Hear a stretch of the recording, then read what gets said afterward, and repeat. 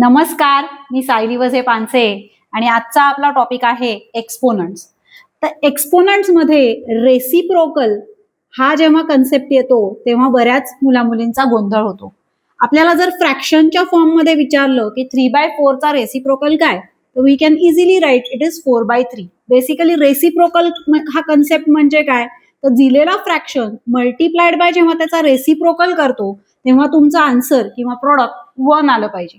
हे फ्रॅक्शन असताना इझिली आपल्याला समजतं, पण जेव्हा तुम्हाला एक्सपोनंट्सच्या फॉर्म मध्ये नंबर दिलेला असतो म्हणजे 3/4 रेस टू -3 आणि जेव्हा तुम्हाला याचा रेसिप्रोकल लिहायला सांगतात तेव्हा मुलं बरेचदा तो 4/3 रेस टू -3 लिहितात, विच इज ॲब्सोल्युटली रॉंग. तर हे कसं कळतं, तर बेसिकली तुम्हाला प्रॉडक्ट 1 हवंय. प्रॉडक्ट 1 हवंय म्हणजे काय, समजा मी 3/4 रेस टू -3 लिहिलं इंटू 3/4 रेस टू 3 लिहिलं, म्हणजे बेसेस त्याचे सेम ठेवले, फक्त एक्सपोनंट जी पॉवर आहे त्याचं साइन चेंज करून लिहायचंय. तर ह्यांचं प्रॉडक्ट कसं फाइंड करणार, तर बेस सेम आहे त्याच्यामुळे प्रॉडक्टची ऍडिशन होते, हा रूल आपल्याला माहिती आहे. सो ह्याचा answer 3/4 raise to 0 which will be equal to 1.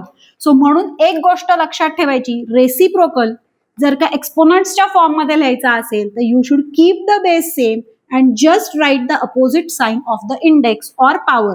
म्हणजे 3/4 रेस टू -3 असेल तर 3/4 रेस टू 3 हा त्याचा रेसिप्रोकल झाला. बऱ्याच मुलांना रेसिप्रोकल काय तेही माहित असतं, पण ते लिहिताना इक्वल टू लिहून 3/4 रेस टू 3 लिहितात. तर हे इक्वल टू लिहिलं तर तुमचं आन्सर जरी करेक्ट असलं तरी तुम्हाला चुकीचं मिळू शकतं, कारण 3/4 raise to -3 is not at all equal to 3/4 raise to 3. तो रेसिप्रोकल आहे. सो पूर्ण सेंटेन्स लिहा की reciprocal of 3/4 raise to -3 is 3/4 raise to 3, किंवा at least put an arrow to show that it is reciprocal and both quantities are not equal. तर त्या एक्सपोनंट्स मध्ये अजून एक कन्सेप्ट आहे. मग 3/4 रेस टू -3 इक्वल टू काय एक्सपोनंट्सच्या फॉर्म मध्ये, तर इक्वल टू काय लिहिण्यासाठी तुम्हाला a रेस टू -n हे माहितीये की 1/a रेस टू n असतं. तर इथे 3/4 रेस टू -3 म्हणजेच 1/3/4 raise to the positive power. a raise to -n is 1/a raise to n. पण इथे 1/3/4 रेस टू 3 असल्यामुळे 1 divided by any fraction is 1 multiplied by reciprocal of that fraction. म्हणून हे 1 into 4/3 race to 3 होणार आहे. म्हणून equal to value जर का विचारली तर तुम्हाला दिलेल्या फ्रॅक्शनचा किंवा दिलेल्या बेसचा सुद्धा रेसिप्रोकल करायचा आहे आणि पॉवरचं साइन सुद्धा चेंज करायचंय आणि मग इथे इक्वल टू साइन येणार आहे. बेसिकली या दोन क्वांटिटीज इक्वल आहेत.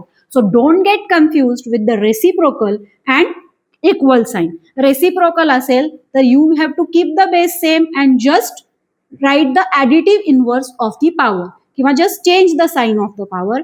आणि जर इक्वल व्हॅल्यू फाइंड करायची असेल तर you have to reciprocal, make the reciprocal of the given fraction, and even you have to suppose to write the additive inverse of the power. Basically दोन्ही change होणार आहे.